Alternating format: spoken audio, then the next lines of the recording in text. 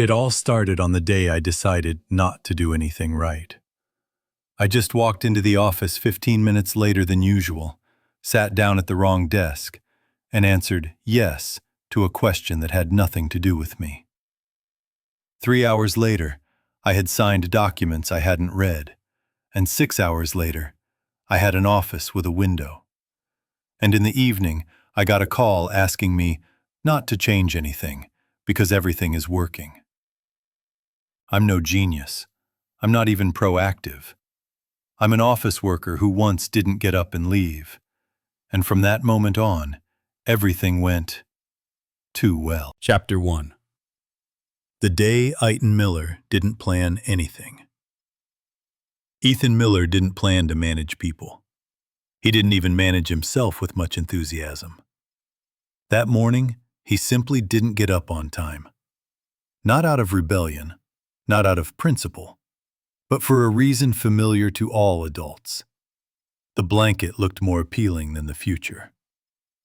The alarm clock rang at 7. Ethan looked at it as if it had personally ruined his life. At 7:05, the alarm went off again, more confidently this time. At 7:11, Ethan turned it off, finally accepting that today would be somehow. He worked for a company that specialized in business process optimization. No one knew exactly what that meant, but everyone knew it had to sound serious. His job title was Junior Coordinator of Interdepartmental Interactions. Simply put, he responded to letters that no one wanted to read and forwarded them to people who didn't want to respond. Ethan was 17 minutes late. Not 15, that would have looked like a plan. 17 minutes. By accident. Like everything else in his life. In the kitchen, he was met by Linda Parker from accounting, a woman who remembered everything anyone had ever done wrong. "You're late today," she said. "I'm testing a new schedule," Ethan replied. "Which one?" "The one where I don't hate mornings yet."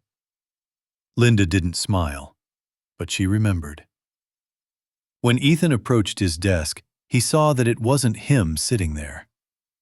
Some woman was sitting at his computer, typing quickly and looking as if she had been there for a long time. "Excuse me," Ethan began. "Oh, great," she said without looking up. "You're just in time. You're from analytics, right?" "No." "Okay, so you're in the know." She stood up and left. Ethan sat down. The computer was on. On the screen were tables, graphs, and some numbers. He didn't understand anything. So he did the only right thing. Didn't touch anything. Chapter 2. The first yes that matters. A few minutes later, a man in a jacket approached him. He looked as if he had never said, "I don't know." "Are you ready?"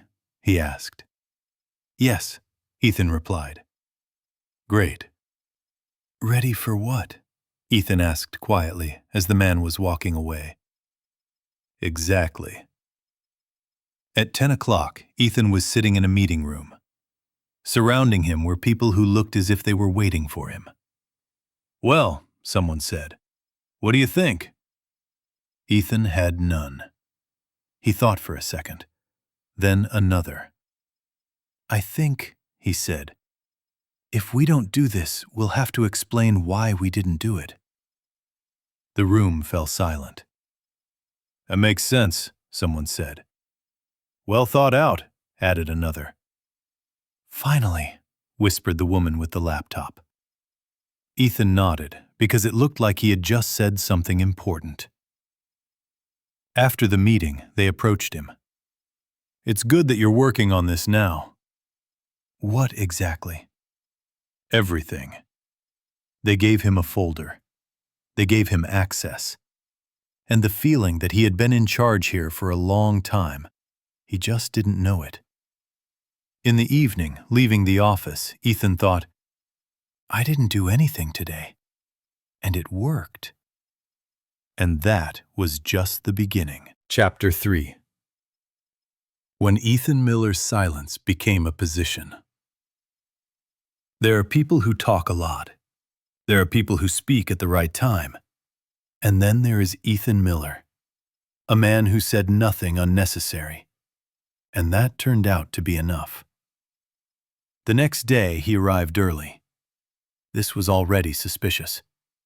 The office was still waking up. The coffee was buzzing like the company's nervous system. Someone was quietly cursing the printer. Ethan sat down at the same table he had occupied by chance the day before. No one objected. No one even mentioned that it might not be his place. This was the first warning sign. Jake Thompson from IT was the first to approach him, a man who always looked like the servers were crashing because of him. "Listen," Jake said.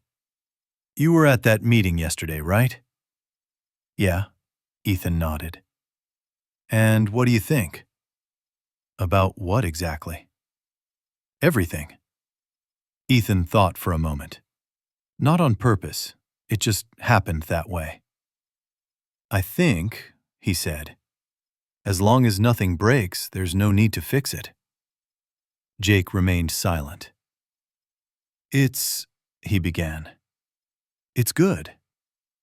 "Why?" "Because I didn't touch anything." They both nodded, like people who had just agreed on something important, though no one knew what exactly. Daniel Brooks showed up closer to lunchtime. He didn't need to be introduced. People like him walk into a room as if they already know what's wrong. He looked at Ethan, then at the table, then at the screen. "Are you sitting here now?" he asked. "Looks like it," Ethan replied. "What do you do?" "For now, I'm not getting in the way." Daniel narrowed his eyes. "That's not a profession." "It's a phase," Ethan said. It was their first conversation. And the first moment Daniel realized something was wrong here. At 2 p.m., there was another meeting. Smaller, but more tense. "We need a decision," someone said. "We need a better solution," clarified another. Everyone looked at Ethan. He didn't notice it right away, but when he did, it was too late. "I don't see any reason to rush," he said. "But the client won't disappear in a day," Ethan finished. "And if he does, then the problem wasn't with us." It was said calmly, almost indifferently, and that's why it worked. "Should we write it down?" someone asked. "No need," Ethan replied. "Let's just remember it." Everyone wrote it down. After the meeting, Daniel stopped Ethan in the hallway. "You realize they're waiting for answers from you now." "I didn't ask for that." "That doesn't matter." "It does," Ethan said. "Just not right now." Daniel sighed. "You don't look like someone who wants to be in charge." "I don't want to." "Then why does everyone listen to you?" "Because I don't interrupt." That was true, and it annoyed him more than a lie would have. As Ethan was leaving the office, he received a message. "We'll discuss it briefly tomorrow morning. It's good to have you here." No name, no signature. He stared at the screen for a long time, and for the first time, he thought that perhaps silence was not the absence of a position. Perhaps it is a position. Chapter 4. Daniel Brooks began to check. There are people who cannot live within a system until they understand the logic behind it. Daniel Brooks was one of those people. He didn't yell. He didn't get angry. He just stared longer than was comfortable. The next morning, Ethan came in and saw Daniel at his desk. Not in his place. Next to it. "I'll just take a look," Daniel said. "What?" "How you work." "Then sit down," Ethan said. "You'll have time to see everything." They sat in silence. 5 minutes. 10. Ethan read the letters. He didn't reply. He didn't sort them. "Are you deciding something?" Daniel asked. "No." "What are you doing?" "Giving them a chance to decide for themselves." Daniel grimaced. "That's not a method." "Not yet," Ethan replied. "For now, it's observation." At noon, Daniel called Ethan to a meeting. On the table were printouts, graphs, numbers. "Here are the facts," Daniel said. "There's a delay, there's a risk, there's a failure." Ethan looked. "That's right." "Then why aren't you doing anything?" "Because it doesn't hurt yet." "And when it starts to hurt, it will be too late." "Not necessarily." "Explain." "When the system is still holding up, any intervention seems right. But often, it just postpones the moment of truth." Daniel was silent. "You're playing games," he said. "No," Ethan replied. "I'm not playing games. I'm just not rushing." At the next meeting, Daniel spoke up. Clearly, logically, with evidence. "We need action," he said. "We need control. We need structure." Everyone listened. Then, as always, they looked at Ethan. He didn't speak right away. "Daniel is right," he said finally. "Thanks," Daniel replied dryly. "But not now." Several people tensed up. "If we improve the process now," Ethan continued, "we'll never know if he was ever alive." Silence. "Are you suggesting we wait?" "I suggest we watch," Ethan said, "and intervene at the point where it becomes impossible to ignore." "That's a risk," Daniel said. "Yes," Ethan agreed. "But control without understanding is also a risk, just a prettier one." After the meeting, Daniel approached him. "You pretend it's intuition. What if I'm not?" "Then it's even worse." "Why?" "Because then it works." He looked straight ahead. "I want to understand what you see." "I see people," Ethan replied, "and how they behave when they are not disturbed." Daniel thought for a moment. "I'll give you some time," he said, "but not much." Late that evening, Ethan received a message from Linda Parker. "Have you noticed that everyone is calmer today? It's strange, but nice." Ethan smiled. He wasn't doing anything, and that was starting to change things. Chapter 5. When Silence Got a Name.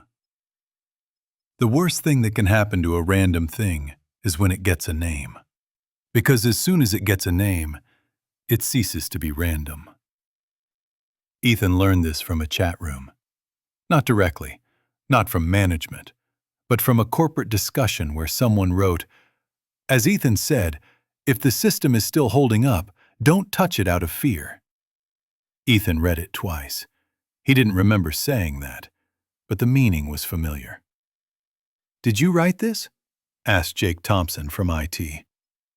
"I thought it," Ethan replied. "That's even worse," said Jake. "Now it sounds wise." At the morning meeting, HR cautiously said, "We've noticed that Ethan has an approach." The word hung in the air. "What kind of approach?" someone asked. "Well," HR smiled, "an approach of restrained intervention." Ethan lowered his eyes. Approach.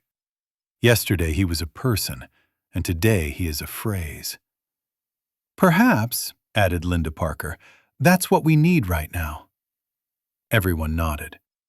No one asked Ethan. After the meeting, Daniel Brooks approached Ethan. "They want to make it official," he said. "What exactly?" "You, as a system." "I'm not a system." "That's what they say. For now." Daniel sighed. "As soon as they call it a method." It will break, Ethan finished. Have you seen it happen? I can feel it. Ethan was asked to briefly describe his approach. He opened a blank document. He looked at the white screen and closed it. Instead, he wrote 3 lines. 1. Don't rush.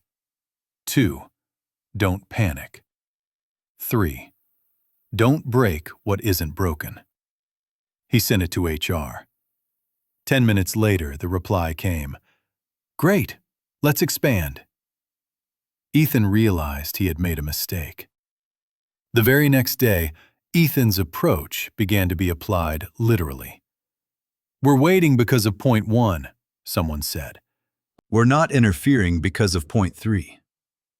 We're not panicking even though everything is on fire. Ethan watched this, like a person who accidentally left the tap running and is now listening to someone write a swimming manual. See, Daniel said. They're turning intuition into a checklist. That's okay, Ethan replied. No, said Daniel. It's the beginning of the end. Of what? Your comfort. Ethan nodded. It was temporary anyway. In the evening, Ethan sat alone. In front of him was a document already referred to as a draft approach. He looked at it and thought for the first time, maybe I'll have to intervene to explain why I didn't intervene. And that was the most ironic thing of all. Chapter 6. When coincidence is documented. There are things that live until they are written down in an official memo. After that, they either become rules or die. Ethan Miller was very hopeful for the former. Reality, as always, chose something in between. A letter with the heading, "The letter arrived without warning." Subject, "Fixing the approach and role." It was the headline of a person who has already made up his mind and just wants you to read it calmly. Given the positive effect, we propose to formalize the approach and designate a responsible person. Ethan reread the word responsible 3 times. Hello, said Jake Thompson, looking over his shoulder. With what? You're officially the reason. A meeting that didn't look dangerous. The meeting was small, a round table, still water. There were HR, head of department, Daniel Brooks, Ethan. We don't want to complicate anything, they began. That was a lie, but a polite one. We just want to keep what works, they added. That was true, but dangerous. Ethan, said HR, would you agree to be the point of contact? What does that mean? He asked. That nothing will happen without you. For sure, the manager quickly added. Ethan thought about it. What if I don't answer? That will also be an answer, said Daniel. They all nodded.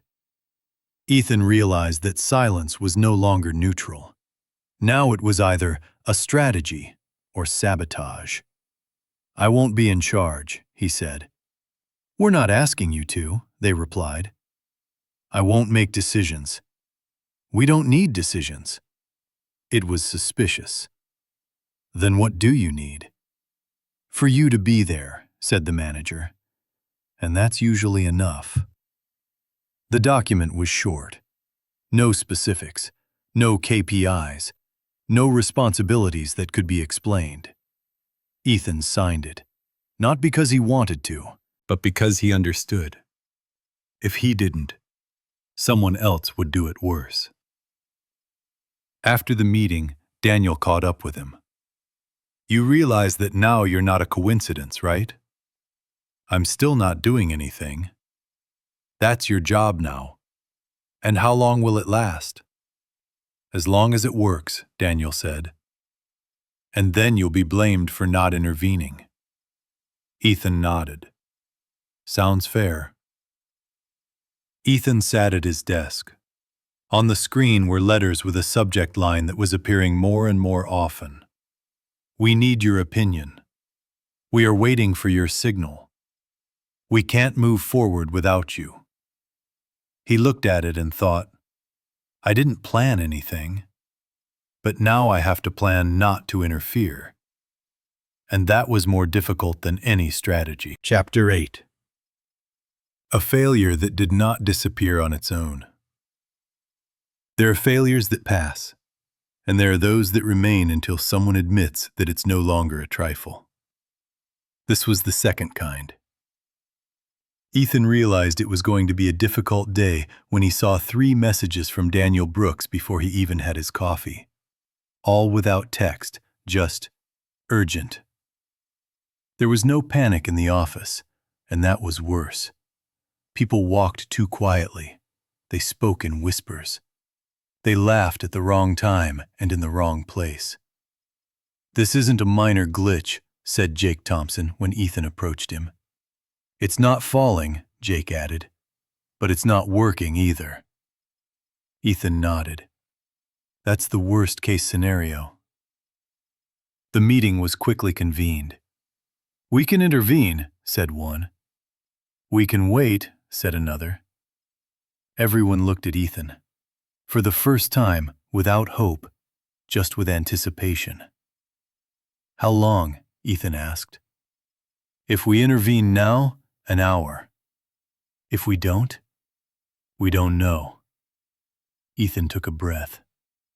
Then silence is no longer an option, he said. But rushing isn't the answer either. They stepped out into the hallway.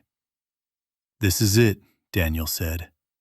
The moment I was talking about. I know. You can't just wait anymore. I'm not waiting. Then what are you doing? I'm choosing where to intervene. Daniel looked closely. That's dangerous. Yes. But it doesn't work any other way? Ethan nodded.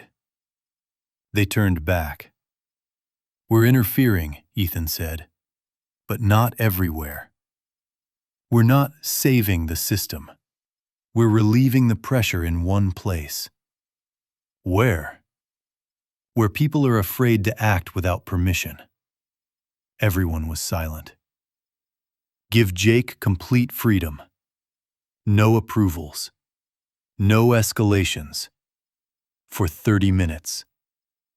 Jake raised his head. Seriously? Absolutely. Messages. It was the longest half hour of his life. Jake worked quickly, without fear, without any what-ifs. The system slowly came back to life. Not perfectly, but good enough. It works, Jake said. It's not pretty, but it works. Ethan nodded. That's good enough. No one was happy. No one applauded. But something had changed. You interfered, Daniel said. Yes. And you didn't break the approach. Because it's not an approach, Ethan replied. It's about timing. Daniel smiled slowly. Now I understand. Ethan sat at the table. He no longer felt like an outsider. But he didn't feel like a leader either. He felt like a point of balance. And that was harder than any position. Chapter 9. When silence became public. The strangest thing about crises is not that they happen. It's that people start talking about them. Ethan learned this not from conversations, from slides. At the weekly management meeting, there was a new slide. The title was cautious. Conclusions from recent stabilization. No dates, no names, no details. But at its core was the phrase, not every problem requires an immediate solution. Some need a pause. Ethan looked at the screen and felt something familiar. It was his silence, translated into corporate language. That's good, someone whispered. It's a new approach, added another. Ethan didn't smile. After the meeting, HR approached him. Don't you think this is worth sharing? What exactly? Your, she searched for the word. Experience. I'm not sure it's experience. We're sure, she replied. Because it keeps happening. That was a new problem. Repetition. Daniel Brooks came in later. They want to make a case out of this. I figured. Are you against it? I'm afraid so. What? That they'll start copying the form, not the content. Daniel nodded. It's already started. The next day, Ethan saw it in practice. We're on hiatus right now, said the manager of another department. How long? As in the case. And how long was it? I don't remember, but the important thing is that there was one. Ethan looked at it and didn't know whether to laugh or intervene. In the evening, Ethan sat in the empty office. Now his silence was quoted, described, attempted to recreate. But no one saw the main thing, the moment of choice.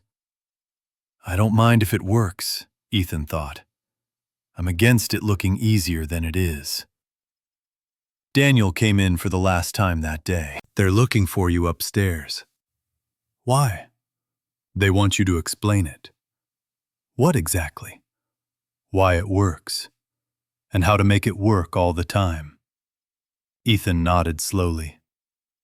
Then I have to say something they won't like. What? That it doesn't always work. Ethan turned off the light. He knew a conversation was coming, where silence would no longer help. And if he didn't tell the truth now, it would be told without him. Chapter 10.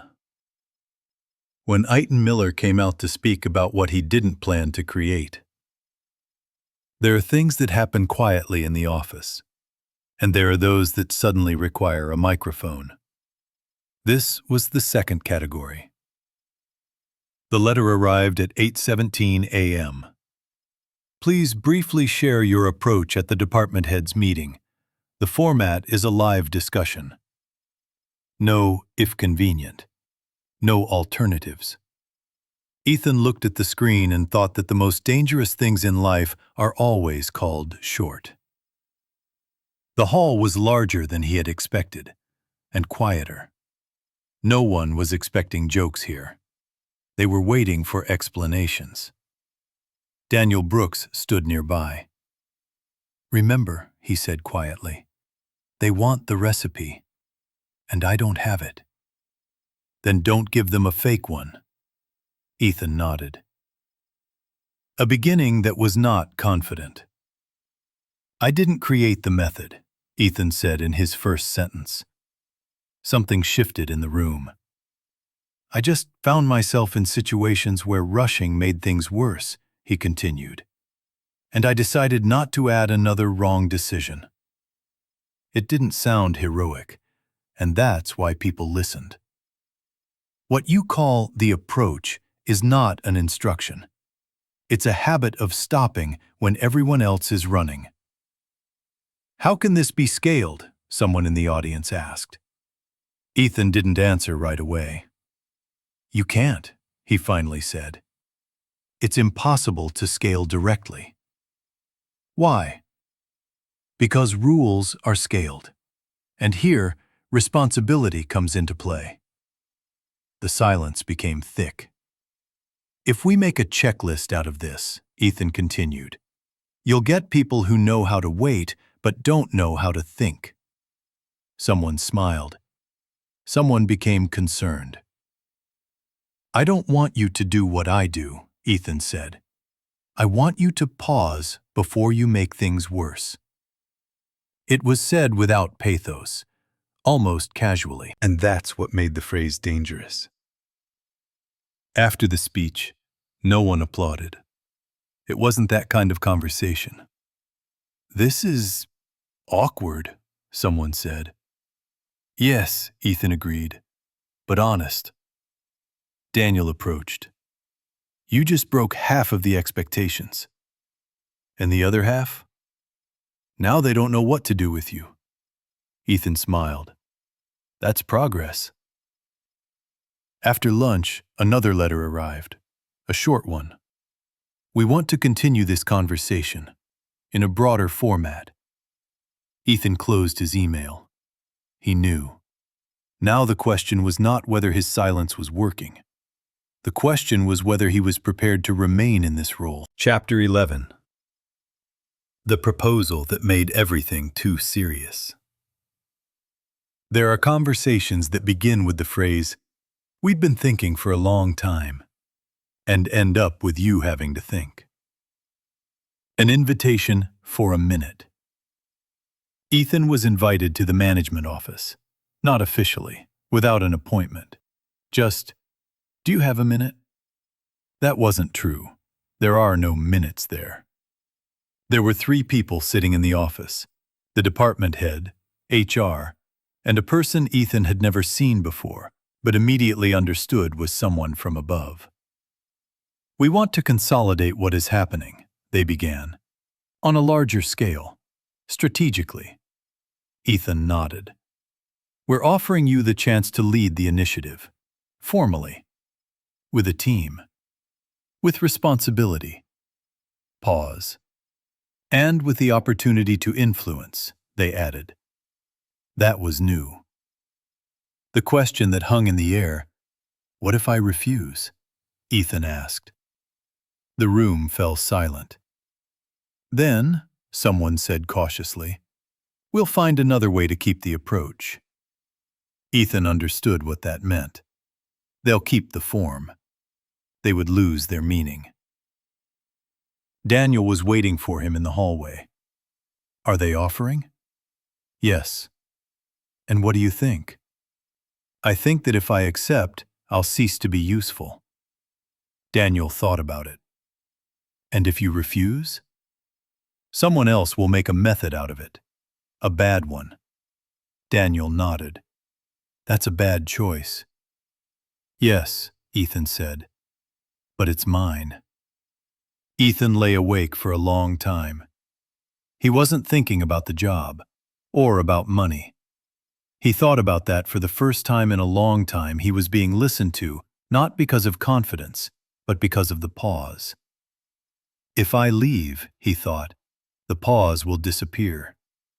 If I stay, I have to protect her from the instructions. It was an unexpected responsibility. Chapter 12. A decision that didn't fit the job. The next day, Ethan arrived early. He sat down at his desk. He looked out the window, and for the first time, he knew exactly what he was going to say. The final conversation. "I agree," he said. The management sighed. "But on one condition." They became alert. "I will not control the decisions. I will manage the moment when decisions are not made." Silence. "I don't want a team. I want space where people can take their time and not be afraid." "That's unusual," they told him. "That's why it works," Ethan replied. They agreed. No cult, no Ethan method, no version 1.0. Ethan stayed. But he did not become a leader in the usual sense. He became a pause. Chapter 13. How Ethan Miller finally stopped pretending. Several months passed. The office became quieter, not slower, calmer. People stopped waiting for permission to be silent, and they started thinking for themselves. Ethan sat at the same desk. He still wasn't doing anything actively, but now it was deliberate. "You know," said Daniel, "you never became a leader."